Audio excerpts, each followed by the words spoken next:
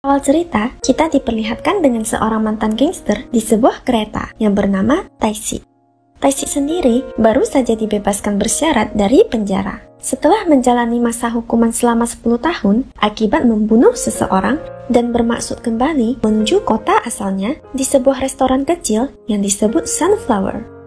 Di mana di tempat itu ada seorang wanita yang telah merawatnya seperti seorang ibu saat ia di dalam penjara. Dan dengan berbekal sebuah buku catatan kecil yang diberikan oleh wanita yang Taixi anggap seperti ibunya sendiri, Taixi pun mulai menulis hal-hal positif di dalam buku tersebut. Seperti mencatat semua hal yang ia impikan, ataupun suatu hal yang buruk yang tidak akan pernah ia lakukan lagi di dalam hidupnya. Selain itu, Taixi juga berniat memperbaiki diri untuk menjadi orang yang lebih baik dan ingin hidup normal seperti orang lain pada umumnya. Sesampainya Taixi di Sunflower, ia bertemu dengan seorang gadis bernama Hiju.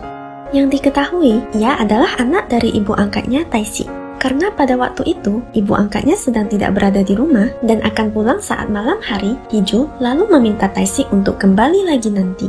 Kemudian, Taixi pun pergi menemui kedua teman lamanya, yaitu Changmu dan Yangqi. Yang kini telah hidup mewah di bawah kekuasaan seseorang yang bernama Cho Pensu. Karena di sini, Yangqi masih merasa sedikit takut dan cemas dengan kemunculan Taixi, lalu langsung mengutus kedua anak buahnya untuk terus mengawasi Taixi.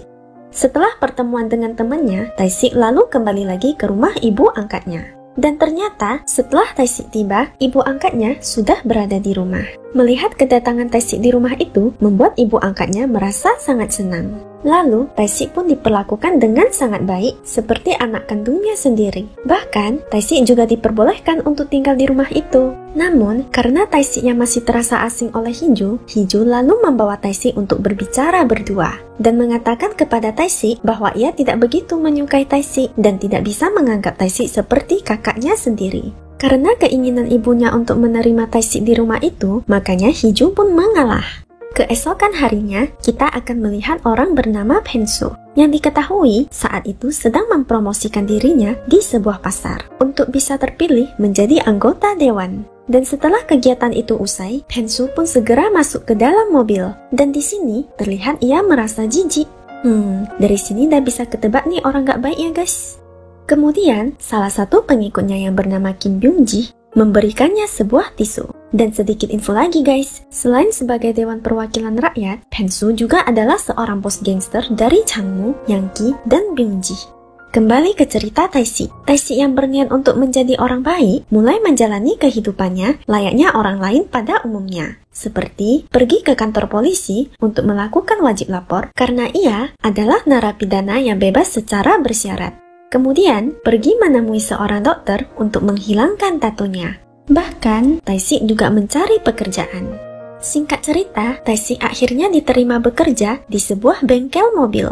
Dan tak lama setelah itu, di tempat Taixi bekerja, datang dua orang polisi yang sedang mengawasi Taixi. Kita sebut saja nama kedua polisi ini, Jungin dan Juman. Sambil melihat ke arah Taixi, Jungin yang penasaran mengapa mereka ditugaskan untuk mengawasi Taixi, lalu bertanya kepada Juman. Dan Juman pun menceritakan kisah hidup Taixi 10 tahun yang lalu. Dan di scene ini, kita sedikit mengetahui cerita hidup Taixi. Taixi dulunya pernah dikeluarkan dari sekolah. Dan di saat itu, ia mulai membuat masalah, di mana kota ini awalnya dikuasai oleh gangster yang bernama Choi Do-pil. Tetapi, karena Choi Do-pil tidak bisa mengatasi Taixi, dalam 2 tahun, ia pun kehilangan kekuasaannya. Sampai di suatu ketika, di saat Taixi sedang bersantai, Choi Do-pil beserta anak buahnya datang untuk membunuh Taixi. Akan tetapi, di sini yang terjadi malah Choi Do-pil yang terbunuh.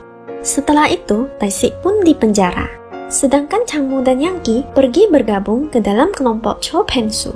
Begitulah kira-kira cerita hidup Taixi yang diceritakan oleh polisi tersebut. Walau scene filmnya hanya sekedar penampakan ilustrasi dari polisi tersebut, saya tetap akan menjelaskannya biar kalian juga bisa mengerti.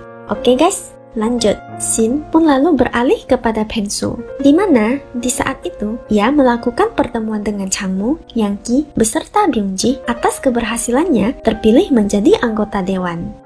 Di samping itu, Pensu meminta Changmu untuk segera membereskan urusan bisnisnya, yang dimana diketahui urusan bisnis itu berkaitan tentang pembangunan sebuah pusat pembelanjaan dan tempat hiburan malam yang tertunda akibat sebuah rumah yang berada di tengah proyek, dan rumah itu adalah milik ibu angkat Taixi. Keesokan harinya, Changmu beserta anggotanya langsung mendatangi rumah itu dan merusak beberapa barang sebelum akhirnya Changmu syok mengetahui di sana ada Taixi. Changmu langsung meminta anak buahnya untuk berhenti. Taixi yang kesal karena tempat ibunya dirusak langsung mencekik Changmu. Ibu angkatnya yang mendengar keributan itu langsung keluar. Seketika, Taixi langsung melepaskan cengkramannya pada Changmu karena ia tak ingin ibunya melihat. Changmu pun langsung ketakutan dan meminta semua anak buahnya pergi dari tempat itu. Dan di sini, Taixi bertanya kepada ibunya alasan mereka kemari. Akan tetapi, ibunya tak mau memberitahu Taixi karena takut Taixi membuat masalah. Untuk beberapa waktu setelah kejadian itu, kehidupan Taixi, ibunya, dan Hiju pun mulai terasa bahagia. Di mana Taixi memberikan sebuah hadiah kepada ibunya, yaitu sepasang sepatu dari uang yang ia dapat dari hasil bekerja di bengkel. Kemudian, hubungannya dengan Hiju juga mulai semakin dekat seperti keluarga. Hiju bahkan meminta Taixi untuk mengajarinya tentang matematika. Lalu, Hiju juga mengabulkan keinginan Taixi yang ia tulis di dalam buku, di mana Taixi ingin pergi piknik dan berfoto bersama. Ternyata, pada malam harinya, Taixi ditemui oleh Byung-ji, yang dimana Byung-ji bercerita kepada Taixi bahwa Pensu ingin membangun sebuah mall besar di tempat mereka. Ia juga sudah membeli semua lahan yang ada di sana, kecuali restoran ibu angkatnya Taixi yang berada di tengah-tengah lahan. Karena masalah itu, Pensu benar-benar kesal. Byung-ji juga menyarankan Taixi untuk segera meninggalkan tempat itu bersama keluarganya sebelum mendapatkan masalah. Karena Pensu adalah seorang pengusaha yang berbahaya. Ia selalu melakukan hal apapun untuk mencapai tujuannya. Setelah itu, Changmu dan Yang-ki pun merencanakan sesuatu agar bisa berhasil mengurusi rumah itu. Keesokan harinya, Changmu beserta anggotanya kembali lagi ke rumah ibunya Taixi dan menghancurkan semua barang di sana serta mengeluarkan ibu Taixi secara paksa dari rumahnya. Hiju yang saat itu sedang merekam melihat ibunya disakiti, langsung menghampiri dan memukul Changmu menggunakan sebuah kamera. Tetapi tetap saja tidak menghentikan tindakan mereka. Hiju pun langsung lari mencari Taixi ke tempat kerjanya dan meminta Taixi untuk segera pulang. Setelah Taixi sampai, anggota Changmu pun telah pergi. Kemudian, di scene lain, kita melihat Yang-ki yang sedang menghubungi polisi. Ternyata, Yang-ki di sini telah menyusun rencana untuk menjebak Taixi, di mana ia menyuruh beberapa orang untuk memukul Taixi dan memaksanya untuk berkelahi. Sehingga nantinya, polisi yang telah bekerja sama dengan Yang-ki hanya tinggal menangkap Taixi. Tak butuh waktu yang lama, orang suruhan Yang-ki pun datang ke tempat kerja Taixi. Dan di sini, mereka dengan sengaja membuat alasan untuk meminta Taixi memasangkan sayap di mobil mereka. Ada-ada aja ya guys. Karena Taixi mengatakan bahwa bengkelnya tidak bisa memasang seperti yang mereka minta dan menyuruh mereka untuk mencari bengkel lain, mereka langsung saja memukul Taixi. Taixi pun sempat meminta maaf, tapi mereka tetap tak menghiraukannya dan terus memukulnya. Pemilik bengkel yang melihat hal itu mencoba untuk menghentikan tindakan mereka.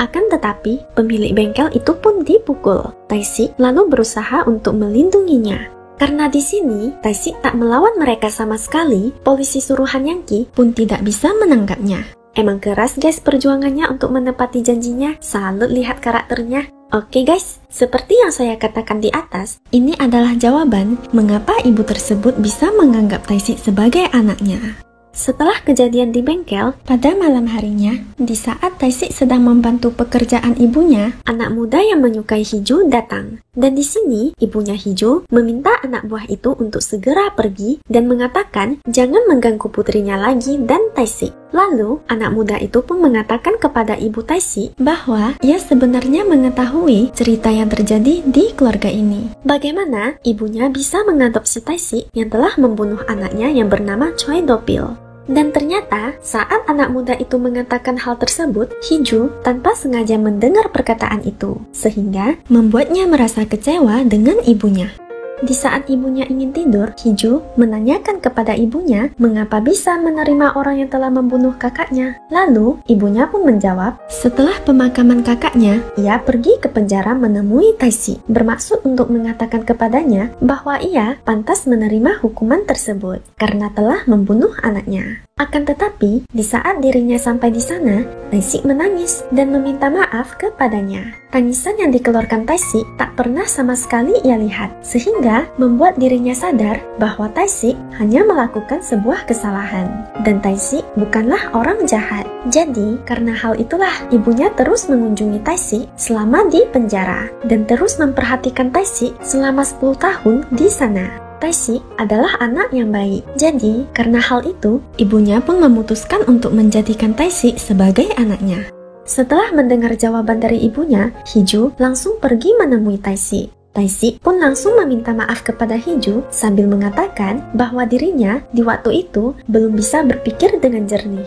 Setelah lama berbincang, Hiju pun menerima Taisi di keluarganya. Keesokan harinya, ibunya pun pergi menemui Pensu dan menunjukkan sebuah diari anaknya, Dopil, yang mengatakan bahwa semua yang ia lakukan adalah perintah dari Pensu, termasuk menjual lahan Sunflower. Karena Pensu sebentar lagi akan dilantik menjadi dewan, ibu Taisi pun mencoba untuk mengancam Pensu dengan hal itu. Akan tetapi, hal tersebut bukan membuat Pensu takut. Ia malah meminta Byungji untuk membereskan masalah ini secepatnya. Malam harinya, Taisi yang sedang berada di bengkel mendapat telepon dari Byungji yang mengatakan kepada Taisi bahwa ibunya sekarang dalam incaran Pensu. Taisi pun bergegas pulang untuk memastikan keselamatan ibunya. Tapi, ternyata tidak terjadi apa-apa. Akan tetapi, keesokan siangnya, di saat Hiju sedang menyeberang jalan, tiba-tiba ada seorang pria yang mengendarai sepeda motor langsung menghantam kepala Hiju dengan sebuah batu bata, sehingga membuat Hiju harus dirawat di rumah sakit. Dan di sini, ternyata Pensu sengaja menyerang Hiju agar bisa menjauhkan Taisi dari ibunya. Di saat malam harinya, Yangki masuk ke dalam rumah ibunya Taisi dan mencekiknya sampai mati, serta mengambil paksa sidik jarinya serta buku diari anaknya. Ketika Taisi pulang ke rumah, ia pun melihat ibunya telah mati. Dan setelah pemakamannya, rumah tersebut juga telah dirobohkan oleh anggota Pensu. Kejadian itu membuat Taisi terpukul. Dan disinilah Taisi melanggar janjinya. Taisi langsung pergi ke tempat Pensu seorang diri, di mana di saat itu Pensu sedang merayakan keberhasilannya. Byungji yang berada di sana diminta Taisi untuk pergi. Lalu tempat itu pun dibakar oleh Taisi. Perkelahian pun terjadi.